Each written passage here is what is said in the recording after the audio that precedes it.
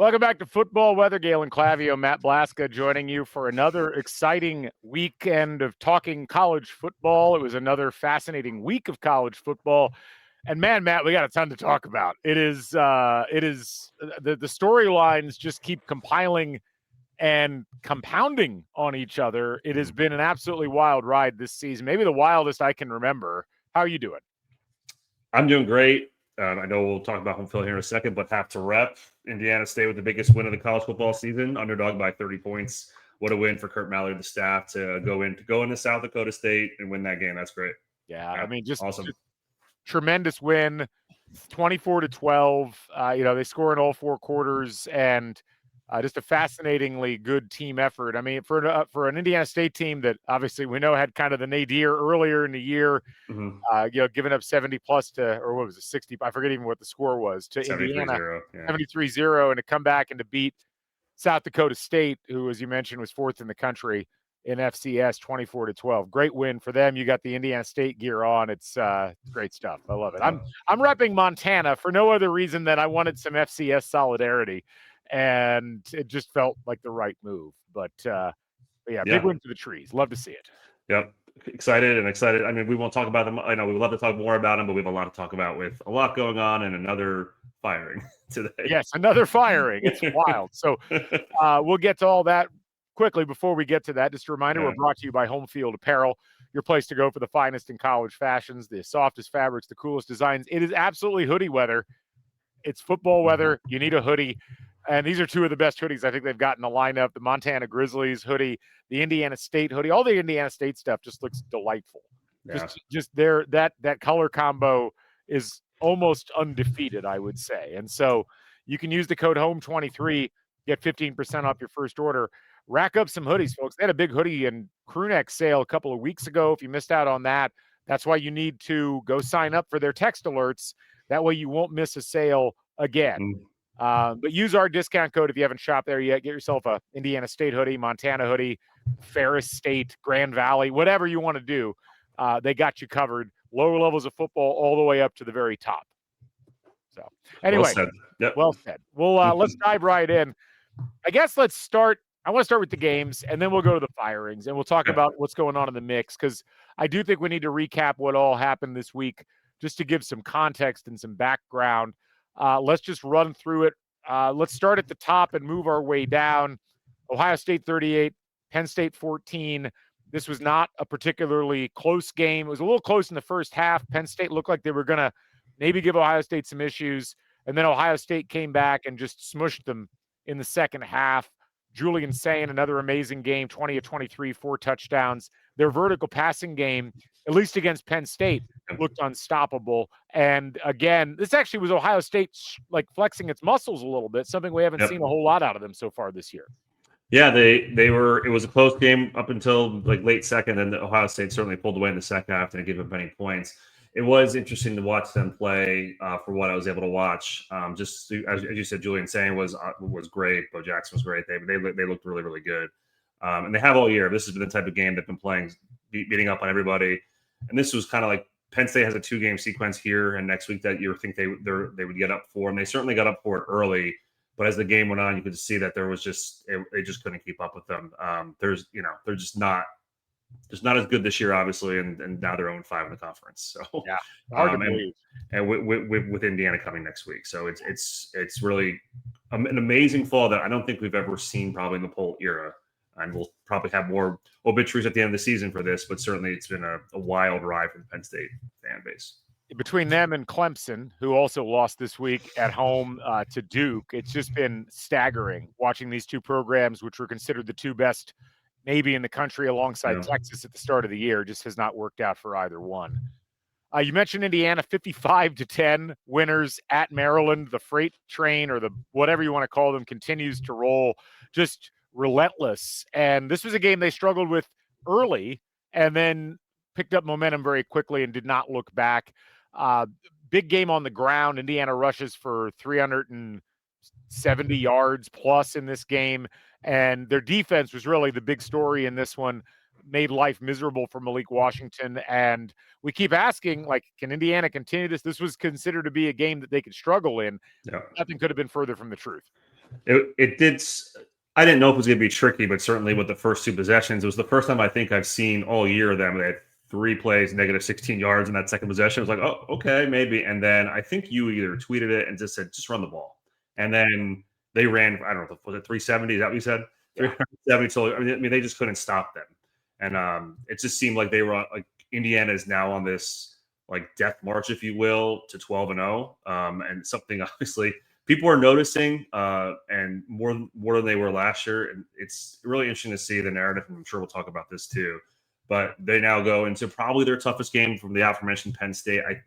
Penn State this will be their last game they'll be up for. I think Indiana's a 13.5 point favorite going into Happy Valley, which I'm sure has never happened. So we'll see how they go. But that's really their last game of the season that you would expect any resistance as they go down the stretch. It's fascinating watching this, and yeah, it's the margins that catch you by surprise. If you follow college football, teams don't win like this. There's a great split zone duo quote that I retweeted earlier on today, where they're talking about like LSU 2019, who everybody holds up as this amazing avatar of college football, had a 390 point differential that season. Indiana's at like 314 right now, and they've still got 3 games in the regular season to play alongside whatever follows that. So it's wild to see this level of statistical dominance, and it doesn't look like it's abating anytime soon. But as you say, Penn State could be a challenge on the road. We'll talk about that when we get to the previews later on. Some other Big Ten action. A very impactful game on a number of levels in Lincoln.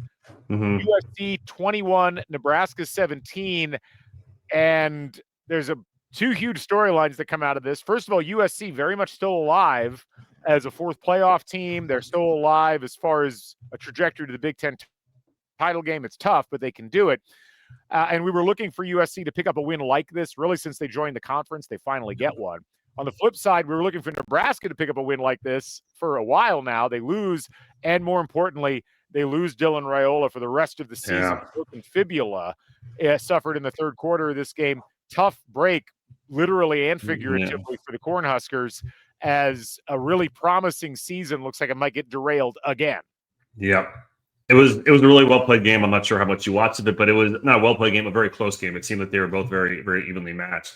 It was nice to see USC actually put it together and actually win a road game. And Riley came out, he's like, "Oh, now we got to play a Friday night game. The Big Ten does us no favors." So, but yeah, this is their point of can we make a run here to get to a 10-2? They have the schedule to do it. They're home on next Friday, and they finish against Oregon at the end of the season. So we'll see how they progress. It's unfortunate Nebraska. I'm sure Matt Rule's really happy he signed that extension this week. Not that he was going to get fired, but it would seem that this might take him out of any Penn State. I don't know, but it certainly has not. They're 1-2 since the announcement of James Franklin being fired. So you don't think the extension that he signed earlier this week took him out anyway? I've read this that he signed a similar extension with Baylor, and then he bailed for the Panthers 4 months later. So maybe I'm reading into that too much, but certainly it lowered the buyout, I guess, I think as well. But now I think the Penn State fan base would revolt if Rule was the guy. It's a harder sell, absolutely. Yeah, and they play in Happy Valley in a couple of weeks, so that'll be fascinating. Michigan, speaking of not well played games, Michigan 21, Purdue 16. Yeah, people are still talking about Michigan 7-2. They're 5-1 in conference. They have a pathway to that Ohio State game where they don't lose again, but. You cannot get me to take you seriously if you are going to do what they did in this game, which was play with their food for 4 quarters against Purdue, who looked surprisingly sprightly in this one. That was Purdue's best performance of the season. I mean, I guess they played Rutgers last week and probably should have won that game, but this is their most complete game, if you will, and they played well. Like at Michigan, but like you said, it's hard to take Michigan seriously. Yes, they are 7-2. They do own Ohio State, and that's what everyone's looking forward to here at the end of the season. But that's the other maybe 4th team that we've discussed in the Big Ten. If possible, it's going to be probably now Michigan or USC, or I guess Iowa still. Iowa's still in the mix as well. Yeah. Iowa on a bye this week, but and we talked about this a little bit on Crimson Cast. Like a lot of these teams play each other. Yeah, USC's got to play both Iowa and Oregon. Yeah. Iowa's got to play Oregon. Yeah. USC's got to play Oregon. Yeah. There's a lot of interesting stuff in that little quadrant. And then Michigan doesn't have to play any of them, but already lost to USC. Yeah. So and they do play they play Ohio State. So that's like their North Star that happens. They're going to be in the mix, right? Or they're going to be in Indianapolis the following week, I guess, right? So yeah, I guess we'll see how it plays out. Let's jump to the ACC. Couple of big results here. Not good results for the ACC either. North Carolina State 48, Georgia Tech 36. Georgia Tech was one of those teams that if you were looking closely at the power rankings, you were like, I don't know if you're actually the 8th best team in the country. And wow, they showed it in this one. Great statistical game from Haynes King, but North Carolina State, they scored double digits in each of the 4 quarters. And this was the game where the luck kind of ran out for Georgia Tech. I didn't watch a ton of this game, frankly, because I was not able to watch the ESPN family of networks. But just from the statistics, to lose by 12 to an NC State team that was at 500 coming into the game, not great for your playoff chances. They gave them almost 600 yards to NC State, right? And I mean, they're not a great team, certainly. They're consistently right in the middle of the pack. Yeah, I didn't watch much of this either, but when I saw the score, I was like, as we've been talking about, you win all your games. They're 8-0. They've been good all year. Haynes King played well, but it wasn't good enough for them. But now they're on a razor's edge margin because there's just not enough meat on the bone. The Clemson win's not going to hold any weight at this point. So they have to get to Charlotte for the ACC championship, you would think. And I mean, they've got Boston College and Pitt. Boston College looked a little frisky against Notre Dame, and Pitt's real good. Like Pitt, they won 5 in a row now. Yeah, Pitt's a problem, as they would say, offensively especially, and that's, I think, going to be fascinating to see what happens with that. Also, Miami loses again. They lose this time outside the state of Florida for the first time all year, and they lose to SMU. We've talked about how trusting Miami is a bad move, and this was the type of game that just demonstrated why, much like the Louisville game was. But this one was worse because SMU has not played as well as Louisville has this year. SMU losing that game, what was it, to Wake Forest last week? To turn around. And, I mean, they extend Rhett Lashley. Great for him. Great for the program. Raises some interesting questions about the NIL setup at Arkansas, but we'll get to that later. But Miami had it. They had committed a bad penalty on that last drive. SMU kicks a field goal. Miami then throws an interception in their overtime session, and then SMU scores in theirs.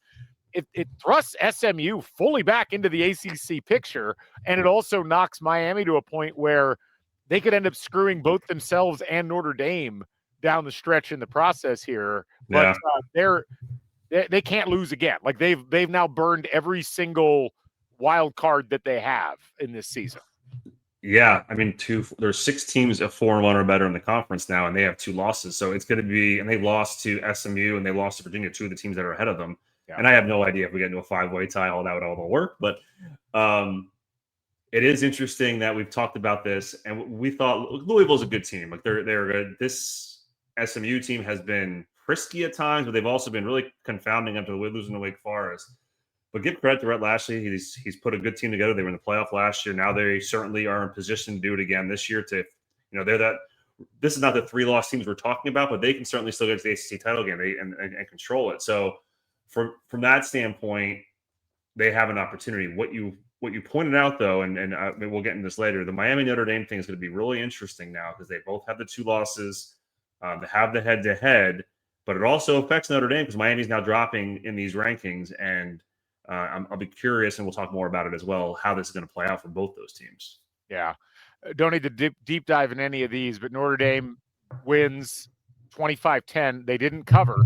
Like they didn't play nearly as well against Boston College as they probably should have. Yeah. Virginia, 10-point win at Cal. That's a good win for Virginia, even though I dropped them out of my merit poll for reasons I'll explain later. And then Louisville struggles early.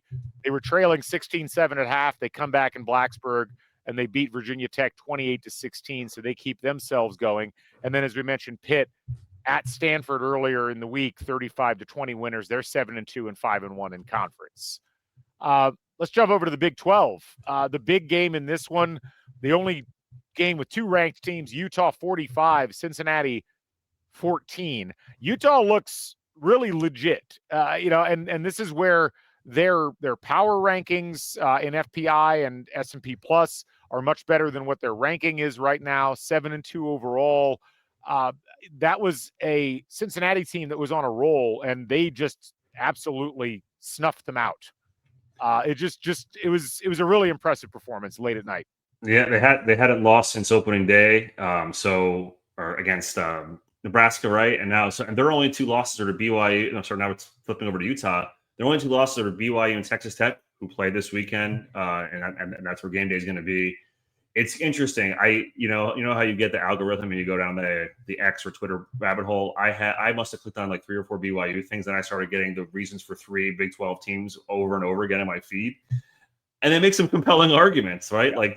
Like Utah has beaten people not to the same level as IU, but certainly has dominated a lot of these games. I mean, 45-14, 53-7, 42-10, 34-10, or sorry, 48-14. Again, they're all the lower teams in the conference, and they're going to be probably blocked by both Texas Tech and BYU, but they have been really good, and they have a chance to go 10-2. I don't know if it's going to be enough to make to merit a playoff spot, but they certainly will have an opportunity because they are beating these teams pretty badly.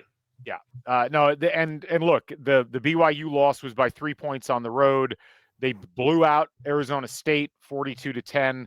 They blow out Cincinnati. Yeah. Those were ranked teams at the time. I don't know if any of them will remain ranked, but I mean, at Baylor, Kansas State, at Kansas, the last 3 games for Utah, I think they're worth keeping an eye on because, right now, 17th in the new poll.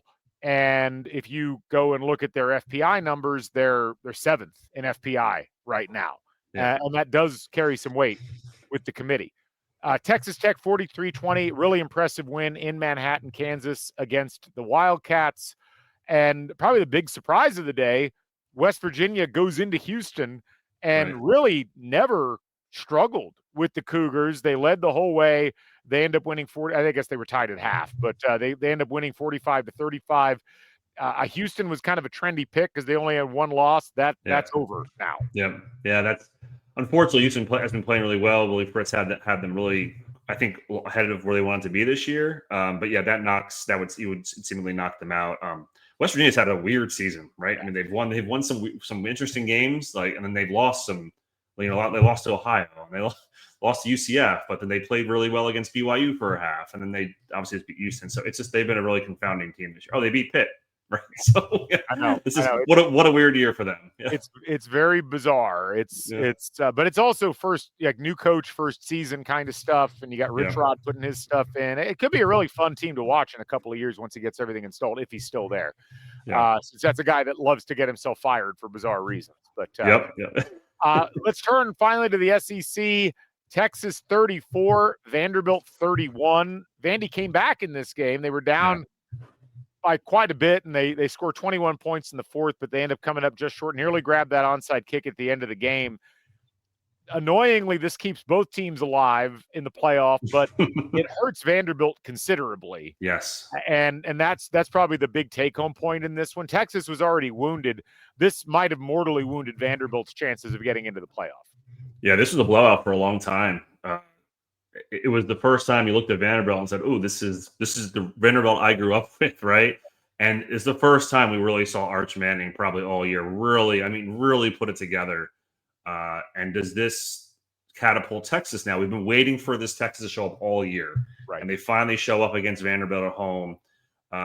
We'll see where we have them in the merit poll, but that it does give you some hope that they're back in the mix. Yeah, I mean, it's an interesting argument about who's in better shape because, Vandy, the thing with them is they need a good win. Right now, the best win they've got is Missouri at home, and that's a fine win, but it kind of depends on what Missouri does the rest of the way. But, they got Auburn and Kentucky, and then they go to Tennessee. They should win the next 2 very easily, and then it really comes down to can they win at Tennessee, and is a win at Tennessee and a win at home versus Mizzou going to be enough for them to get into the tail end of the playoff field? Texas, meanwhile, could not afford to lose this game, but now they got to go to Georgia, and they got Arkansas at home, and then they got Texas A&M at home to finish the season. And so someone's day is going to be ruined next week, and then someone else's day will be ruined 3 weeks from now. So it's right. 4 weeks from now. So Texas is definitely going to be in the playoff conversation. I don't know if they're going to be in it or just a spoiler. They could potentially be both, I guess, depending on how some of these results go. Yeah, I mean, if you give me that Texas team, they certainly would have a shot against Georgia or A&M, and it's going to really depend on what happens around them. They might, if they beat Georgia or A&M and Vanderbilt's still in the top 15 or somewhere around that mark, so they're going to have an opportunity. They're going to have the Ohio State loss too.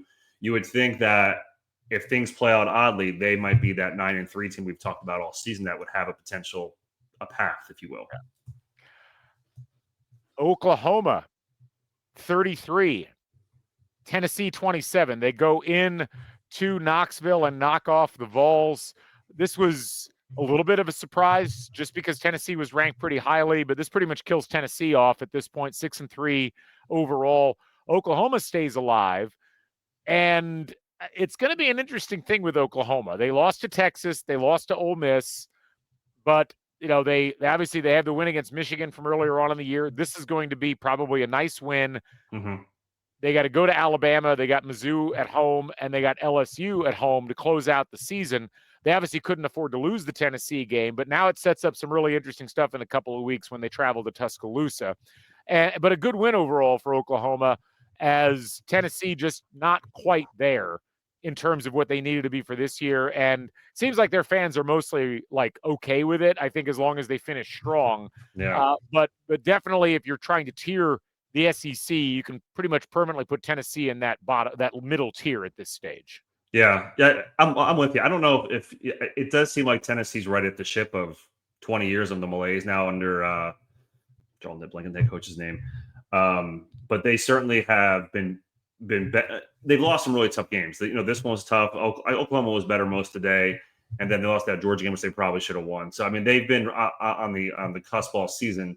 And you were right. If they go 8-4, 9-3, I think that's a pretty good year for this team, considering they lost their quarterback in April during spring practice. So they had to throw Joey Aguilar in there. He's been really good all season.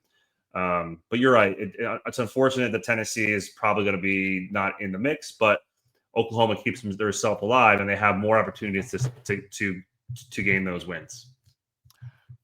Georgia 24, Florida 20 in the cocktail party. And this was another one of those that Georgia just kind of figured out how to win at the tail end of things.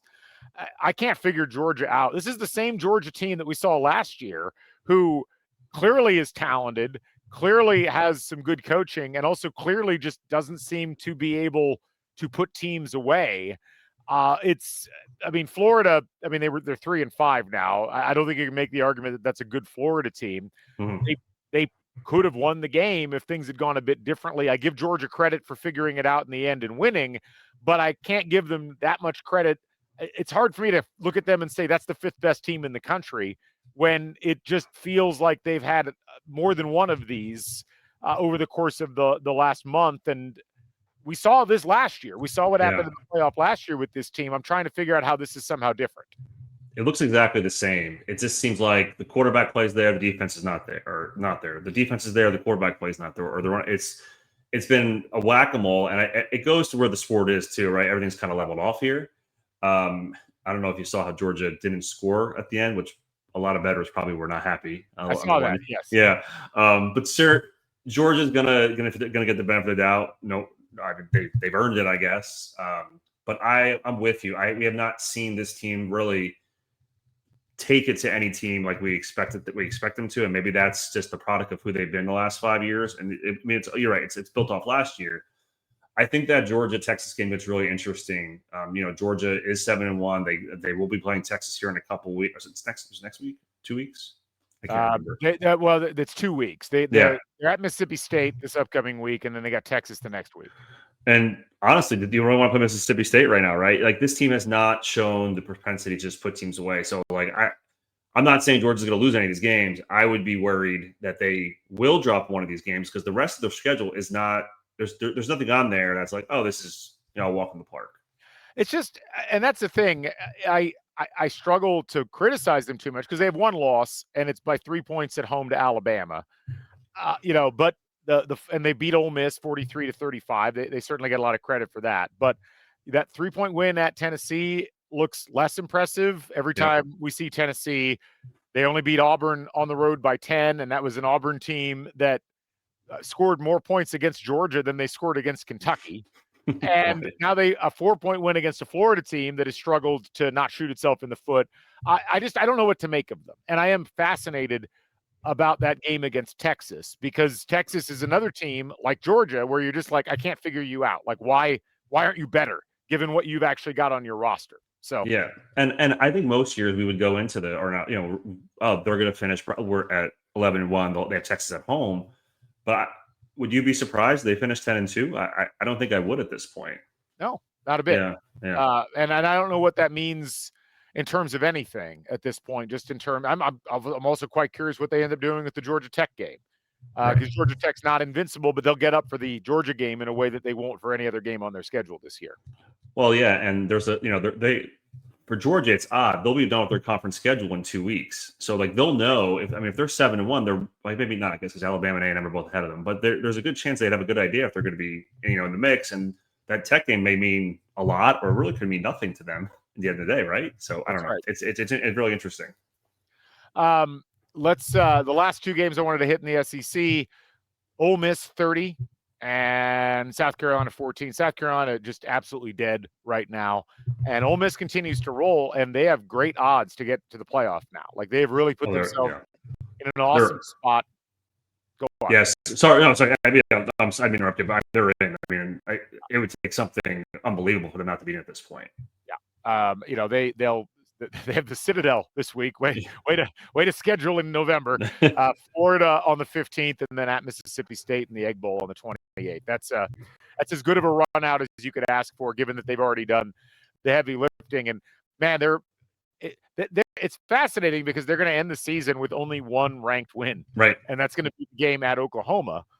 It's for all the talk about the SEC and the schedule. That's one of those where you look at it, you're like, okay, their wins in the SEC are going to be Kentucky, Arkansas, LSU, who's an adrift ship at this point, Oklahoma, which good credit, South Carolina, Florida, and Mississippi State. I'm sorry, that's not that great of a schedule. Just not. So. Yeah, they lucked out with this year, right? They really got the best SEC schedule you can get, and it's going to work out for them. They're going to finish 11-1. Right. Yeah, I mean, maybe they lose Mississippi State. That's a rivalry game, and as we've said over and over in this podcast, Mississippi State could easily be like 7-2 the way their season's going. It hasn't worked out for him. But yeah, I mean, good for Lane. He's going to make a lot of money, and he's going to figure out where he goes next. But this is it's a fun team, and it's great for Ole Miss. I love as an IU supporter. It's great to see teams that are not traditionally at the top of conferences going out and doing what they do. And I mean, there's still a possibility they could end up in the SEC championship game. It would require Alabama losing to somebody that we weren't expecting, or maybe Georgia losing to Texas. But the route is there, and I'm fascinated to see what happens the last few weeks of the season with that. And then the final game, which we're only going to cover because it leads right into our coaching segment: Kentucky 10, Auburn 3. Auburn was outscored by both teams in Game 7 of the World Series yesterday, and that led directly to Hugh Freeze getting fired today. Another firing, another job that, you look at it and you're like, well, I get why you're doing it, because the Hugh Freeze experiment was going absolutely nowhere except backwards. But if you're Auburn, you're now in the coaching search ocean with a bunch of programs that I think would be considered better landing spots. And it does make you wonder, as we've asked with several other teams that are in this mix, like, what do you think you're going to get as you move into this coaching search, even if you thought you had no option other than to fire the coach, which in this case, I think this was the only logical conclusion. And, timing wise, as we've talked about, Matt, you can't wait until the end of the season on this stuff. Yeah. Because of the fact that you got to have somebody, at least a plan in place before National Signing Day starts. Yeah, this seemed like it was a long time coming, and when you score 3 points against Kentucky, that's probably going to be it. And you're getting booed off the field. And I was reading some Auburn writers; they didn't even see that during the Harsin era or Malzahn or any of the last couple coaches. This is an interesting job. And actually, first, can we talk about this story was broken because somebody He missed his tea time was off the list. His standard tea time on Sundays. I mean, how awesome is college football that someone noticed that tea time was missing? But anyway, this is an interesting one because Auburn is a middle of the road, I would say, SEC job, and that's a good spot to be. But now you look at the jobs that are available, and I'm really curious when you're looking at the other jobs. Florida, LSU is certainly the best job out of them. Arkansas, people keep forgetting about Arkansas. Arkansas is open too, and I wonder. I really wonder, like, what is the positive about this job at this point? They haven't been good in quite some time. They've run through 3 coaches in the last 7 years. They fire everybody. I mean, you're fired before you start there. It's just a really interesting job for me. Like, I just don't know where you go with it, right? Like, or who they're going to get that's like, yeah, I'll take the buyout because I'm going to get fired. But, like, is it really a winning hand taking this job and what the current SEC landscape looks like? You're going to need time. And I know people don't want to give anybody time at this point to really build a culture to get yourself to this level in this particular league, the way it's trending with it being leveled out. We need Zach Osterman to come on and talk about the relative merits of the Auburn job. Yeah. But look, since the end of the 2017 season, Auburn has finished the year ranked in the postseason AP poll one time. They were 14th in 2019. Their records since the end of the 2017 season, so starting in 2018, have been 8-5, 9-4, 6-5, 6-7, 5-7, 6-7, 5-7, and thus far 4-4. It's a school that you can win a national title at. We've seen it not just in our lifetimes. We've seen it. It was within the last when was that title? 2010, yeah. And they played for a title a couple years after that, right? Against. Right. Yeah. In the BCS championship game in 2013, they were 12-2 that year. So there is obviously as high of a ceiling in that era of college football as any, and yet I don't know if that era of college football even applies at this point. You mentioned something earlier about Georgia, and it's really, I think it explains a lot about why the Big Ten's won the last 2 national titles. It also explains why power rankings wise, the SEC teams, they're just not punching at quite the weight that you might expect. It's that the talent has evened out. The depth has evened out. Like, there isn't really depth in college football anymore. You don't have these huge stockpiles of talent. You don't, and when you do have the talent, and SEC fans have in general, even Auburn fans in my mentions today chirping about we'd go 10-2 against Indiana's schedule, to which I say bullshit, because you don't have the team. You don't have the coaching. You don't have the player development. You're not getting the performance out of your players. That's what matters. And this is the interesting thing about this era for places in general. This is not an Auburn-specific thing because it applies to Florida State. It applies to LSU. It applies to Florida. It applies to a bunch of other programs. You might have talent, but if the talent's not performing, you don't really have anything.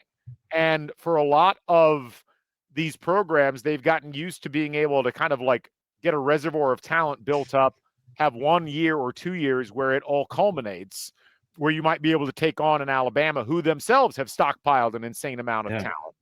And that's just not how it's set up anymore. I mean, I think you could make an argument that Ohio State is still doing that. And that's just because Ohio State has created something that we will be reading books about 25 years from now in this era of college football. Like the level of talent that they've been able to amass and keep and develop has been wild to watch. And it really shows the way they played here over this last season and 2/3, I guess now at this point.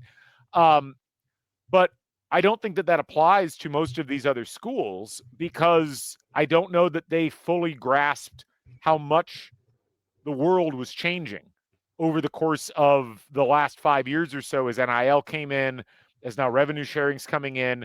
And players are mobile, players are looking for opportunities to play.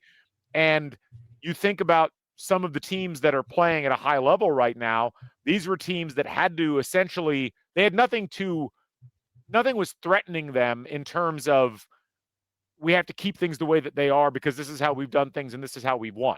So the Indianas, the Texas Techs, the Ole Misses, the Vanderbilts, I mean, these were teams, SMUs.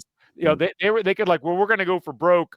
using this new methodology, and they've all hit more or less on what they needed to do in this era. And I don't know that you're just going to be able to wave a wand and fix that. And I think if you're a promising coach who's looking for a place to land, you got to look at what's the infrastructure that would allow me to come in and do what I need to do the way that some of these nouveau riche programs have managed to amass talent and amass results. I don't know if Auburn's that place, because Auburn, of all of these, might be the most notoriously political and infighting tendency place that you'll find. That's a terribly worded thing. You get what I mean, though. This is a place that is really hard to get everybody on the same page, and you need everybody on the same page, or at least the right people on the same page in this era of college football, because it's a far more complicated process than just winning the recruiting battles again for high schoolers and then just going out and figuring out who can play well in a given season. You made a really good point about talent, and certainly talent matters, but we've seen this year it's really came to the surface, right? Clemson, Penn State, Florida State to a lesser extent, very talented teams. If you probably look up their rankings, they are probably in the top 10 the last, X amount of years. And in that same time frame, as you mentioned, the sport has changed, where you need to find the right coach, the guy who's going to come in there and be able to coach guys that are likely going to be on your roster for a year, maybe two. You're going to have very few 4-year guys. I would love to know how many 4-year guys are actually on Clemson's roster versus IU's. I don't know. I'd have to actually do some research on that. And certainly those guys, Dabo was a late adapter to NIL. He did not want to give extra money to other players that were not there. I know this is an Auburn conversation, so I'm going to circle back, but Auburn is in that same boat. Is they hired a guy, Hugh Freeze, who was really good, although he was not the best guy at following the rules back when he was at Mississippi. And certainly they brought back a guy that was not this new era. And now all the coaches we have seen get fired are old, for the most part, old era coaches in this last couple of weeks, right? Whether it's Franklin, whether it's a Kelly or whomever, these guys were slow to adapt. And now we're seeing these new and up-and-coming coaches. And we've talked about this off the air, I think. Who are these guys are going to be the next wave? Like these guys that have always been in this system the last, what are we in year 5 at NIL or year 4, or the portal era started in 2017. So really 8 years of that have adapted to those changes, who have adapted to constant changing. And it's interesting. The one guy that keeps coming to mind is Lane Kiffin. And certainly it took him a little bit of time to get to this point, but certainly he adapted early. He's like, high school recruits are great, but if I can get a guy who's already has 30 games of experience, I'm going to take that guy and I'm going to build my infrastructure completely different. And all these other programs that have started doing that, they're behind a little bit. They're behind Lane. And maybe Lane doesn't have the best roster in terms of recruiting, but he certainly has a talented roster, and he's a really, really good coach. Yeah. But he was ahead of the game. And certainly we're seeing that at other spots too, like you mentioned. So these hirings are going to be interesting. We've said multiple times that there's not a diamond out there in the rough. Maybe somewhere else that guy, but certainly we're going to see some interesting hires, because they're going to look for the guy that is that forward thinker, like Indiana did, like SMU had with Brett Lashley. Yeah, well, and I just keep coming back to this very core concept, which is a lot of the way that these jobs are being evaluated by the national media who cover college football is very 15 years ago. Mm-hmm. It's very much, well, where can you win a national title? And I would answer, you can win a national title almost anywhere if you've got the right combination of things. Now, Ohio State won the national title in the first year of the expanded playoff, and you would much rather be at Ohio State than most other places, probably anywhere else, because of the way that they are able to bring talent in and their developmental structure and everything that entire outfit has become the exemplar of college football, the way Alabama was in the 2010s. But if you're not going to be at Ohio State, I think we're seeing at a bunch of places that you can win a bunch of different ways. It doesn't have to be, I'm going to go amass the most top 10 recruiting classes or top 20 recruiting classes. It's real easy to go backwards real fast, because guys aren't going to sit waiting for their turn. They're going to go where they can get playing time. And that leads you to a roll of the dice kind of situation where, unless you have a culture already built in that has an engine room of players who are out there doing what they need to do, a la Indiana, you're rolling the dice on whether your team can really coalesce in enough time to put a team out there that's capable of winning consistently over the course of a season and then carry that over into the playoff. And what I find fascinating about the top 10 right now is it's a mix of like 2 or 3 different styles. You've got obviously Ohio State, you've got Alabama, you've got Georgia. They kind of fit the old paradigm. I throw Notre Dame in there too, probably. But then you've got Indiana, you've got, Ole Miss, you've got BYU, you've got Texas Tech. BYU is always kind of an outlier on its own, but those other 3 really do belong to this relatively new approach to how they're doing things. And I look at a team like Texas A&M, and I'm like, well, you're a little bit of a hybrid because this was a team that had all of this recruiting talent, but didn't have the right coaching. You get the right coaching in, and all of a sudden it can coalesce. And that's where, to some degree, I do wonder if your focus has been on hiring the best recruiters in terms of who can amass the most top 20 classes.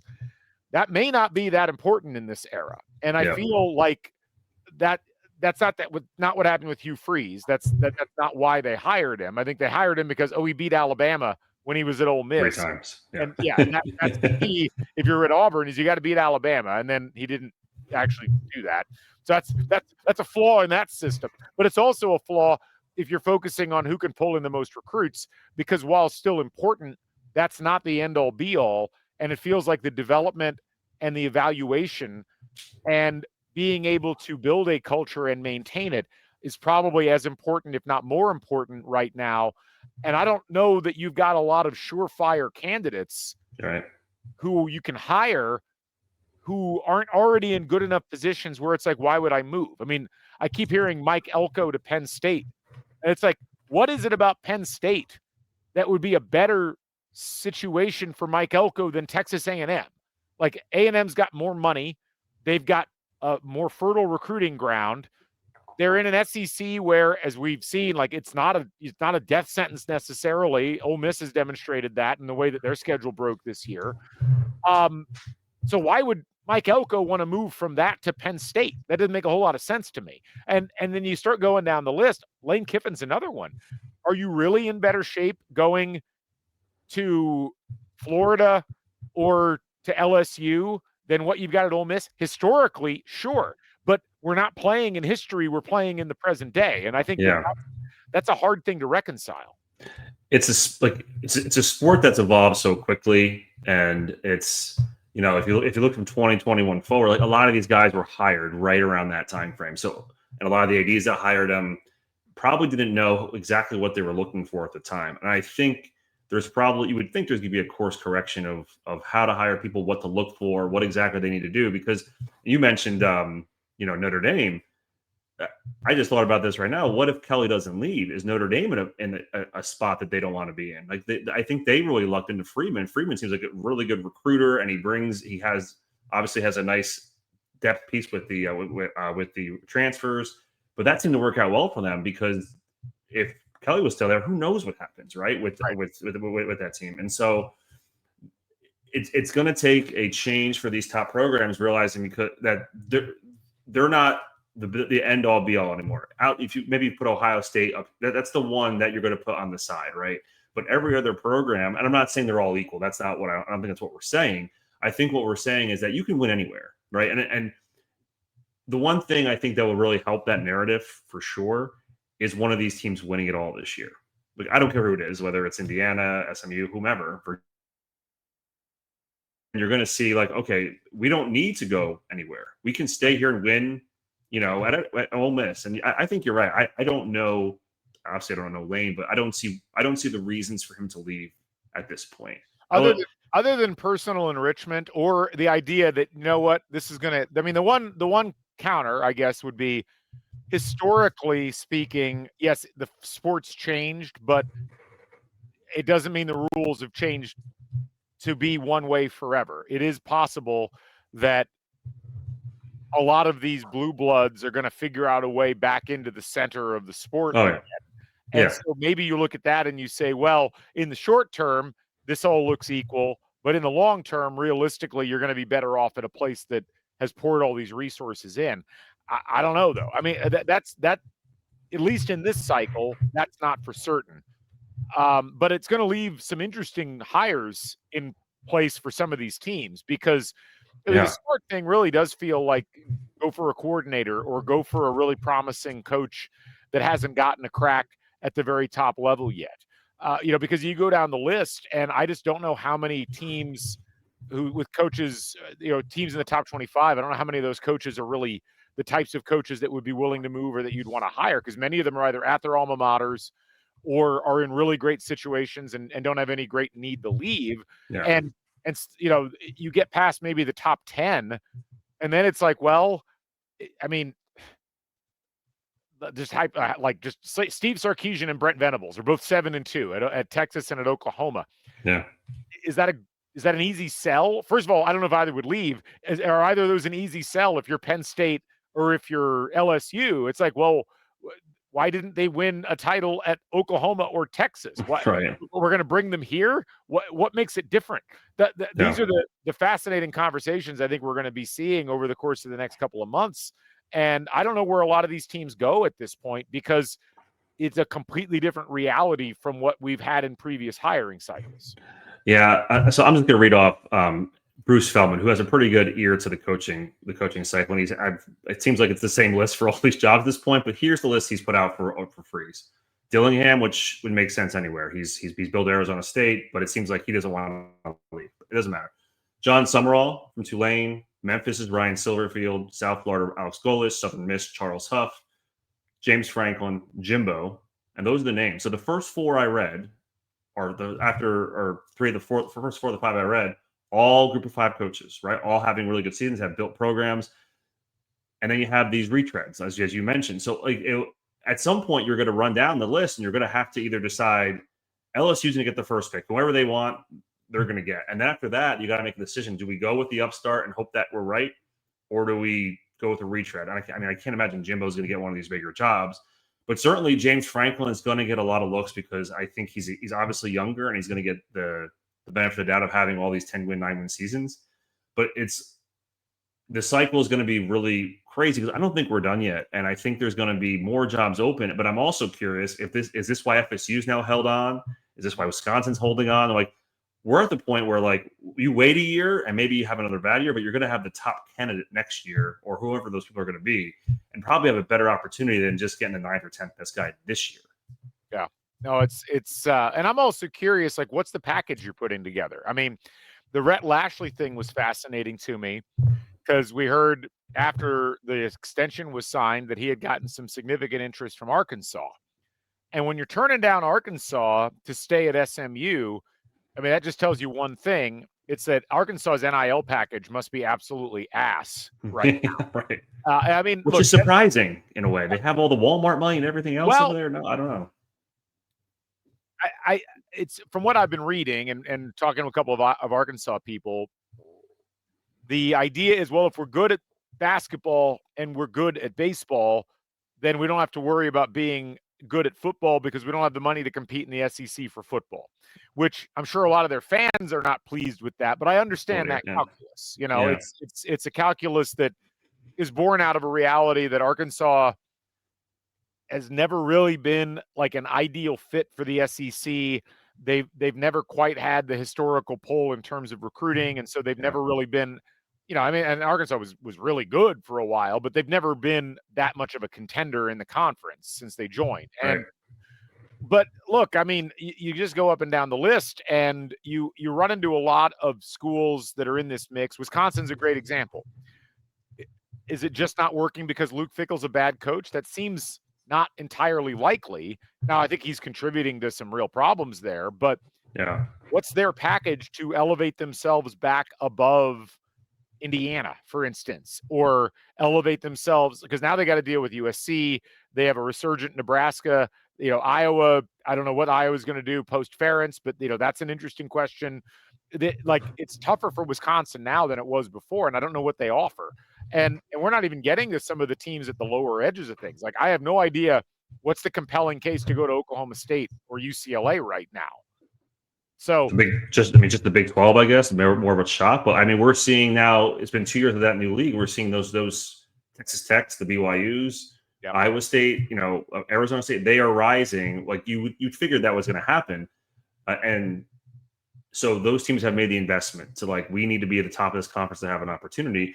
But to your point, why would you want to take the Mississippi State? No, actually, won't put them in there. But Kentucky, Auburn, South Carolina, Arkansas. Yeah. Look, those 4 jobs, right? I mean, yeah. We got that question from Greg on Twitter. The schools, several schools have blown by the feasibility exercise you laid out on the financials. Is there a coach in America worth any of this? Both Penn State and LSU seem like a figure it out later decision versus a calculated, we have a coach lined up decision. And I mean, here's the issue. There's a game theory aspect to all of this that I think is important to keep in mind, which is that there was clearly something wrong in both of those scenarios that went beyond the wins and losses. I don't know if there was a conflict between Pat Kraft and James Franklin.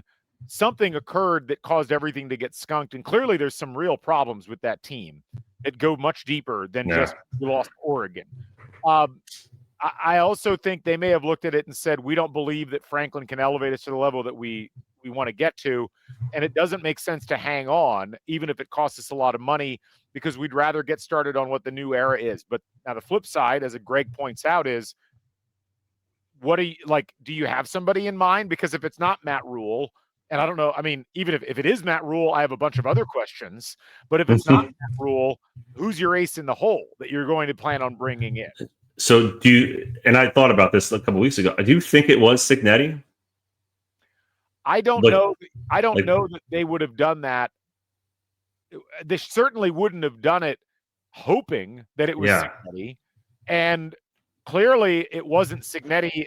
They had nothing set up. Like you would think in most cases, okay, we've already done the deal behind the scenes. Yeah. But that was not the case there. Sorry, I'll say I'm curious. Going back to our original point, the old way of thinking, we'll get him. It doesn't matter. We know this is our number one target. So that'd be not a counter, but just saying maybe that's kind of where we're getting at here. We're Penn State. We'll get Cignetti. I'm not worried about it. I guess the flip side of that question though is, does Brian Kelly get fired if James Franklin hadn't already gotten fired? I don't think so. I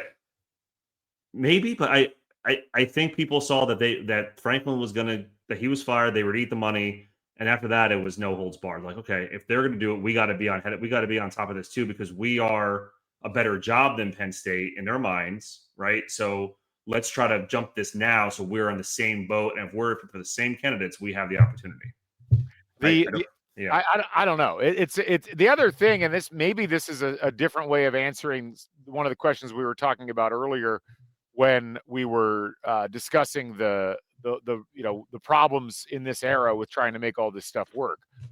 Is it possible that you mentioned, for instance, Dabo not adapting to NIL and that becoming a real hindrance? Yeah. What if that was partially what was occurring with these other coaches? Are you making firings because you realize you have to completely change the structure with which you run your football program, knowing that you have to try to figure out a way to compete in an era where other people are already doing it? Like you mentioned, Ole Miss and Texas Tech out there signing everybody under the sun because they have nothing to do it with. Indiana competing at the highest levels because they seem to have the best talent evaluation and development in the country right now.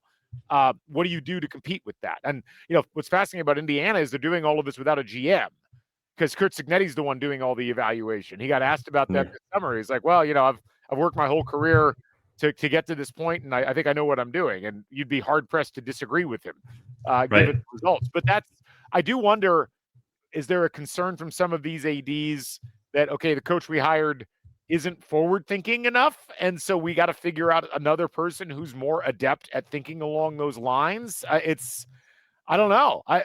But I do think all of these things fall into this same pot. And the idea of, well, we got to have somebody lined up if we're going to spend all this money on a buyout to fire a coach.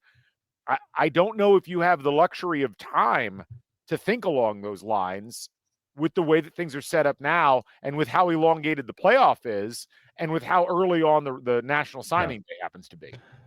Yeah, no, you're right.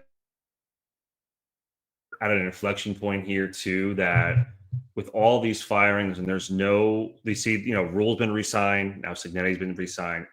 Lashley, three at the top, maybe 6 guys that were out there that people were targeting. It has to be a group of 5 guy, or it's going to be an offensive or defensive coordinator. There's no other name, right? Outside maybe Dillingham, that's going to be, you would think, a sitting head coach that's going to take one of these positions that's available. I mean, unless we're missing somebody. Matt Campbell? Yeah, okay, sorry. Matt Campbell would be the one. Or I guess if Virginia keeps winning, would Tony Elliott be in the mix? The way he's turned that around.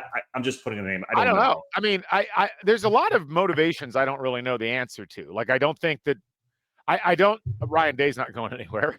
Yeah. Cignetti's not going anywhere. Mike Elko could, but why? Yeah. Kalen DeBoer's fine. Kirby's not going anywhere. Dan Lanning's not going anywhere. Lane could go somewhere, but again, why would you, like, if you're doing this in Ole Miss right now, other than making a lot more money, which is a legitimate consideration, but you might get that money from Ole Miss too. I don't know. Right. I just keep going down the list. Marcus Freeman, I will say, what if Notre Dame misses the playoff this year because they end up tied with Miami at 10-2 and Miami gets in or neither get in? This is the downside of being at Notre Dame.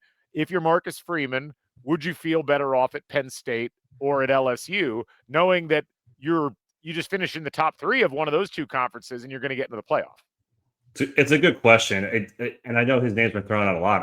It would seem really odd for him to bolt, but we don't know what these coaches think, right? They're all egomaniacs. That's the thing. You don't know. People have thrown Jeff Brom's name around. Is Jeff Brom going to leave his alma mater to go coach somewhere? Maybe. People talk about Kenny Dillingham. Kenny Dillingham's alma mater is Arizona State. Is he going to leave his alma mater? Well, maybe. And he's on the forefront of all this. And again, coaches leave all the times, but the way it's shifted, he's building this new venue. He's in the forefront of all these things. Like, it's a completely different animal now that you are doing all the selling, all the buying of players, all these things. It's probably really hard to leave the situation not knowing what the next situation is even going to look like, because you don't know what skeletons are in the closet. Not that you did before, but certainly it's changed because you literally know less than you would know before. Right. Eli Drinkwitz is another one where that's one I could see him being he would. I have a hard cap at what I can do at Mizzou, but I'd like to go somewhere where I could be at an elevated level. Like, I would not be shocked if he ends up being the Penn State head coach. Like, I could absolutely see that happening. So you're right. He's the one SEC guy that would make sense. Yeah. You're right. So we'll take a quick break. We'll come back. We're going to hit the merit poll. We're going to talk about the ESPN YouTube TV kerfluffle. We'll preview the next week, and then we'll get the hell out of here. Back after this. Hoosier Nation, are you tired of the same old takes? Say hello to Crimson Cast, the podcast that actually knows IU sports. Hosted by Galen, Clavio, and Scott Caulfield, they serve up sharp analysis, real talk, and just enough sarcasm to keep things interesting. Game previews? Check. Instant reactions? Double check. History lessons that make even our losses worth remembering? You bet. So whether you're tailgating at Memorial Stadium, pacing around Assembly Hall, or just avoiding Purdue fans, Crimson Cast has you covered. Search Crimson Cast on Spotify, Apple Podcasts, and YouTube, and join the conversation today. Welcome back to Football Weather. Galen, Clavio, Matt Blaszka joining you here. Extended episode this week, but God, there's so much to talk about. A ton to talk about. Let's get to the merit poll. All right, pop it up. Not a lot of changes. We have a couple of disagreements, but mostly aligned. We both have Indiana number 1. We both have Ohio State number 2. Let's stop there for a second, Matt. The playoff reveal, the first ranking, comes out Tuesday. And I've heard this on a couple of different podcasts. Who's going to be number 1 in that first reveal? Is it going to be Ohio State? Is it going to be Indiana? Who's it going to be? It's going to be Ohio State. I think so.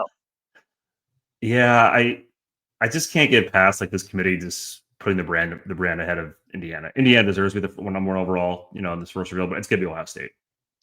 I kind of hope it is. I think it's helpful for Indiana and Ohio State. It depends on how you're doing it. If you're doing it on who wins on a neutral field, I think you give Ohio State that I think Indiana could beat Ohio State on a neutral field, but I think most committee members would be like, well, we would pick Ohio State in that category. And I think it's a reasonable take. But if you're doing it off of what's occurred so far this season, it's real close. And to me, Indiana's marginally a better choice for number one, which is why I have them number one in my merit poll, same as you. Yeah. But I am fascinated to see. It was interesting listening to Chris Fallica on Big Noon this week say that he thought Ohio State would not be number one in the first CFP reveal. So we'll see if he's got any insights on that. Let's go back to this, though. I flipped Alabama ahead of Texas A&M. I don't have a great reason for it other than the power rankings. Like Alabama is trending ahead of A&M in those. I had Oregon 5, Georgia 6. I dropped Georgia because I'm just not that impressed with them. But you had Georgia 5, Oregon 6, roughly the same. I went BYU, Texas Tech, Ole Miss, Notre Dame in my remaining top 10, and you had Ole Miss, BYU, Texas Tech, Notre Dame. So the same teams, just in a slightly different order. Any thoughts on that top 10? I think we're the same boat. I think we're within the 2 spots of all our teams, and we talked about it on the year. Notre Dame's going to get back in the mix, and I think they're right there. It's interesting to see how this plays out because Miami now is going to drag them down. You would think a little bit. Yep. But I know that they only won by 15, but they've certainly earned getting back in the mix here over the last 8 weeks. I am endlessly fascinated by what potentially happens in that Notre Dame at Pitt game that comes up in a couple of months now. That is really going to be interesting. But it is. I will say this: like Notre Dame, they've been fine the last 2 weeks. A 10-point win over USC at home and a 15-point win at a bad Boston College team. That's not as good as I'd like to see. And their big problem, like you said, is Miami has now lost twice. And if Miami stays at 2 losses, which they might not, it's a real problem for Notre Dame because I don't see how they get ranked ahead of Miami, given the fact that they've lost to them head-to-head already. Looking at the rest of the poll, you had Virginia 11th. I'm sorry, I took Virginia out of my merit poll, and it's largely because in the most recent, I think it was FPI, they were 47th. And if I've learned anything now from looking at Georgia Tech and some of these other ACC teams, it's like when I see the power rankings and I start to feel like maybe the power rankings are accurate, I should believe them. But certainly record-wise, Virginia has done a great job. I've decided I'm going to go a little more with the power rankings as we move forward with this.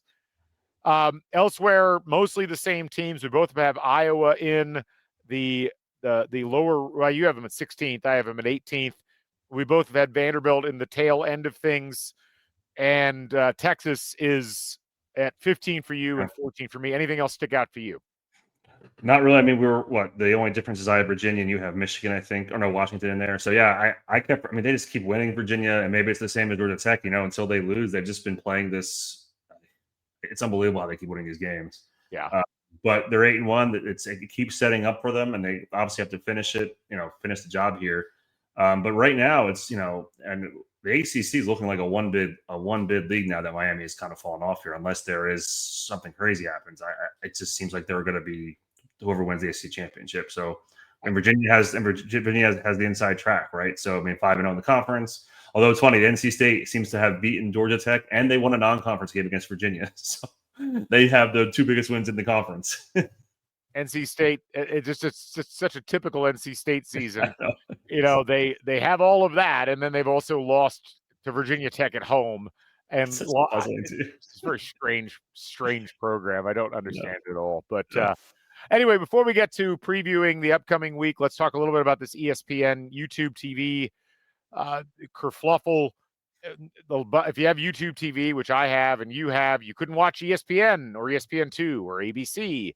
So I didn't see any of those games this weekend and honestly didn't feel like I missed a whole bunch. I would have liked to have seen the Georgia Tech game, and certainly Georgia-Florida would have been an interesting one, but it was a surprisingly nice college football weekend without any of the ESPN family of networks, which should worry them a little bit. But it's dumb, and yet also it completely makes sense within this era. And right now we're in another shift where I think the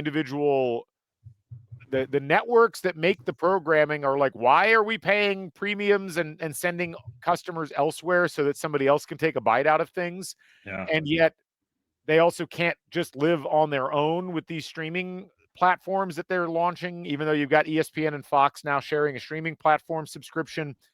But I have a sneaking suspicion we're going to get some kind of a resolution this week, because I have a hard time seeing this. It's like ESPN proved their point this weekend and people canceled YouTube TV.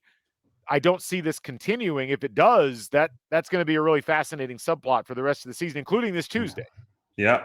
Right. I mean, that's the first rankings or the first reveal.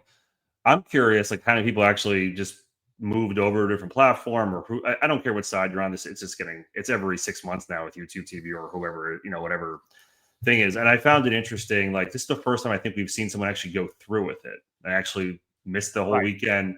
And ESPN what are we doing having Scott Van Pelt and all these other people? What are we doing? Like, I don't need them telling me to email YouTube TV. Like, I'm well aware of the situation. Yeah. Well, I mean, you got to weaponize your talent, I guess, is the thought process. But it's pretty silly. And there's some interesting deep dives out there as far as what the real core issue is. And look, ultimately, sports are a valuable property.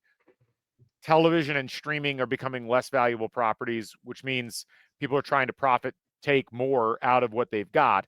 And you only have so much leverage in these circumstances. But the problem is, if you piss people off enough and they don't care that much about, like, I have to keep up with the SEC for this show and for my understanding of college football, but I get plenty of enjoyment watching Big 10 and Big 12 football, and I can get all of that without having to watch any of the programming on ESPN or ABC. And so it's not always, because I mean, obviously I'm going to miss BYU Texas Tech this weekend if I don't have ABC, but I could always just buy an antenna if I really wanted to and see that game. So it is an interesting gambit by ESPN. And I think for YouTube TV, it's also a problem because they're rapidly pricing themselves out of what feels reasonable for a lot of people. And that doesn't seem like it's stopping anytime soon. Yeah. I was up to $82, $85 and whatever it is. Yeah. I'm the same way. Like, I love college football, and, I made the decision I wasn't going to do it this week. I'm like, I'm fine. Like, actually, I had other things going on. So, and it wasn't a heavy schedule. Like, it was a really light schedule. So it made it a little bit easier of a decision. But, like, if you're going to do this, do it when the Monday night game's good too. I mean, tomorrow night's game I know they'll get the Dallas, people from Dallas will obviously want to watch the game, but certainly it doesn't hurt the NFL viewership at all because they don't have any games today. So, like, it really was one conference. Did the SEC, did they push enough that they got enough SEC fans to switch yesterday to their streaming platform? And if not, then this is all for naught, and it's a one weekend of just egg in their face. I mean, we're never going to know their actual real numbers. I guess we will know if the Big Ten numbers are really high in terms of ratings this week. And I guess that's the one metric that would really show, people didn't actually, push the button. Let's run through the top games on the schedule for week. Is it week 10 already? Week 11. Week 11. Indiana at Penn State. This is a weird game. Penn State, they've got talent. They played well against Ohio State for a quarter. They didn't lose by very much. They're still in the top 25 of both FPI and S&P Plus.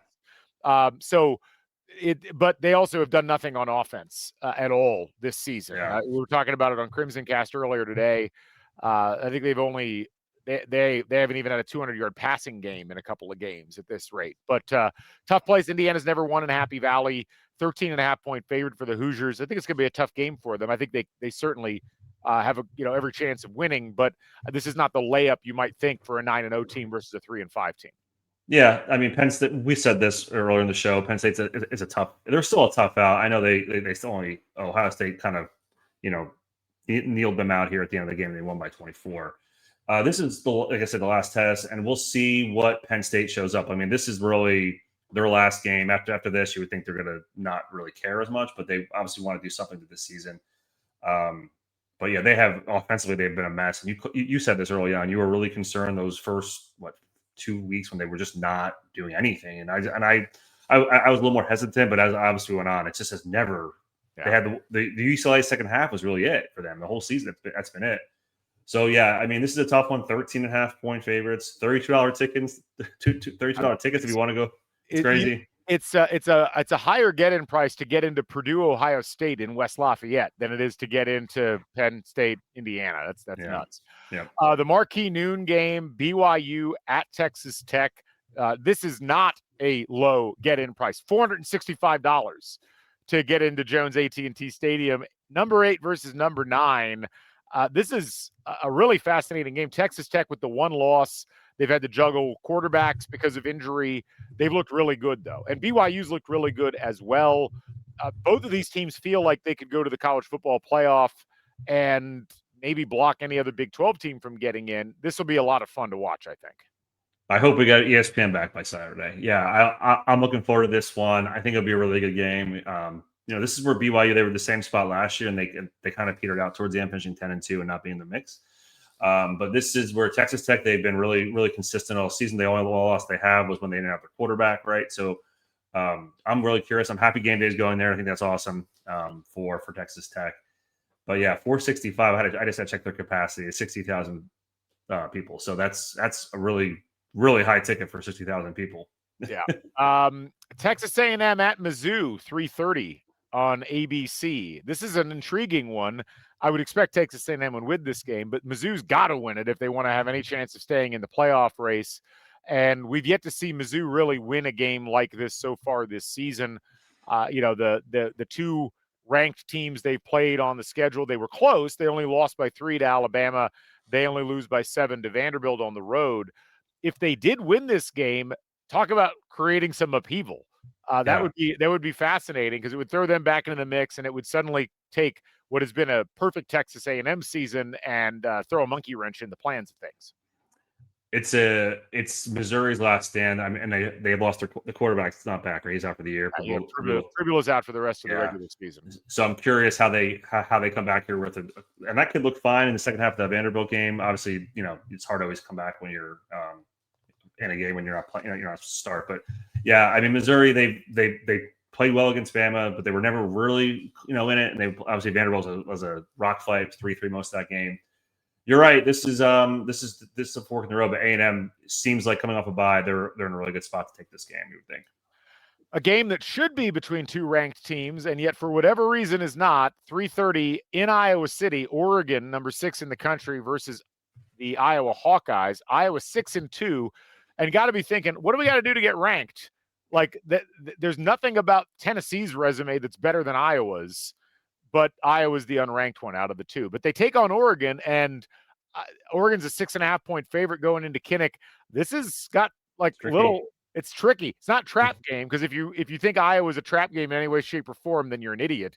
But this is a tough team to play, and a defense and a line.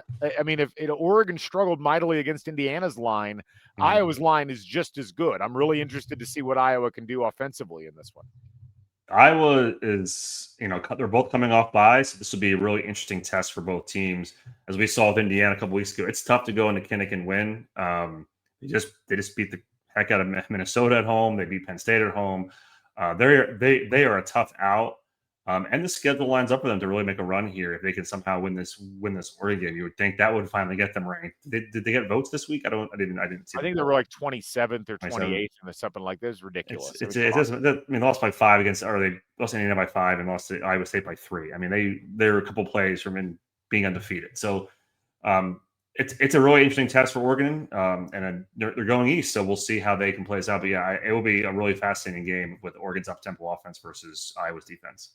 Virginia hosting Wake Forest. Wake's been the giant killer so far this season, and Virginia has ridden the wave of some really good results overall. This is a game they obviously have to win. They're favored by 6.5, which is not as much as I would think, but that's the power rankings playing in, where Virginia looks a lot worse on paper than they've looked in terms of the actual results. The cardiac calves, every game's been the same the last month, essentially. Can they continue this trend as they go by Wake Forest? Wake Forest obviously had a big win a couple weeks ago against SMU, so you can't take them lightly, despite being 2-3 in conference overall. This is a must win because they have Duke the following week, so they have to get this win so they get to 6-0 and 9-1 overall. Yeah. Only other game I'll mention, it's a pretty light schedule in terms of the top teams this week. Cal at Louisville. Cal's been frisky. Louisville's looked pretty good. Louisville, they win this, they keep pacing the ACC and keep themselves alive for the ACC title game.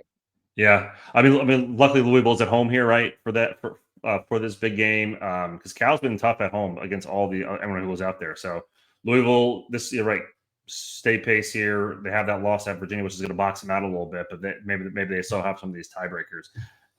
We did miss one game, Florida State Clemson. Oh, geez. They put that at 7 p.m. God. I mean, can you imagine making this schedule and you're like, yeah, this is the week. This is going to be the week for the ACC, and that's on ACC. There are some. I will say, I don't want to go too deep into it, but there are several Boulevard of Broken Dreams games in this week. I mean, you've got Florida State Clemson's a great call. Somehow, speaking of, you want to start questioning FPI. Florida State's still like 23rd in FPI, and it's like, how? What are you watching? Yeah, we got Florida, Kentucky at 7:30. That's a case of star-crossed lovers. Iowa State, TCU is on earlier in the day. Maryland, Rutgers, which a classic Big Ten East tilt, and two programs that have just kind of got to be scratching their head as far as like, how did we get to where we're at right now in the conference? 1-4 versus 1-5. So some interesting games for the subplots, but not a lot of main plot games this week. It is very light. There is, maybe some group of 5 games that really matter. Like, people are San Diego State's out there. They played the last game against Hawaii, but they're 7-1 now. They're making some moves with the AAC beating each other up this, last couple of weeks. Mountain West teams, specifically San Diego State, even have a shot at the group of 5 spot. Yeah. We will try later this week if we can. And I don't want to promise anything completely, but we're going to try, and I'll let you know. We'll let you know on Twitter. We're going to try to do a show either during the CFP reveal or immediately afterwards, just to kind of on our thoughts on that. So we'll keep an eye on that. But that's this week. It's hard to believe it, but first week in November, the first CFP committee rankings are going to be out, and I'm fascinated on the G5 stuff. Like what. I think the team with the best odds right now is James Madison, the best individual odds. Yeah. But the next 4 are all in the American, and it feels like that's probably where the G5 rep is going to come from. But it's another fun and exciting pursuit within this season. Well, it's interesting too. Like, I never thought you would a 2-loss group of 5 team would actually get the nod over some of these teams, but certainly the way the American's playing out, the winners probably have 2 losses. So I'm curious how that works out, because like you're right, James Madison could finish 11-1, but if it's UCF and they're 10-2 or 11-2, I guess they're gonna have some quality wins. I mean, I know Florida's not as good, but they're gonna have that in their back pocket. They beat Boise. So anyway, we'll get more in the weeds as we go on here, but it is quite a wild time for the group of 5. It's actually great. I mean, it's great for the sport, right? Having a lot of teams available for this, and it's not the group of 5 spot, but that's where it's going to be. Basically, it's the number 12 seed essentially. Yeah, no, it's going to be dynamite, and I'm excited to see how all this plays out down there, and obviously with the rest of college football as well. It's just been a fun season, unexpected, unpredictable, and I get the feeling it's going to stay that way throughout the course of these next few months. So anyway, that'll wrap up football weather this week. Matt Blaszka, thank you as always. A great pleasure. Yeah, absolutely. And thanks to all you folks for tuning in as well. We'll be back with more football weather coming up next week, maybe some this week as well. We'll keep you posted on that on Twitter. Catch you folks on the flip side. So long, everybody.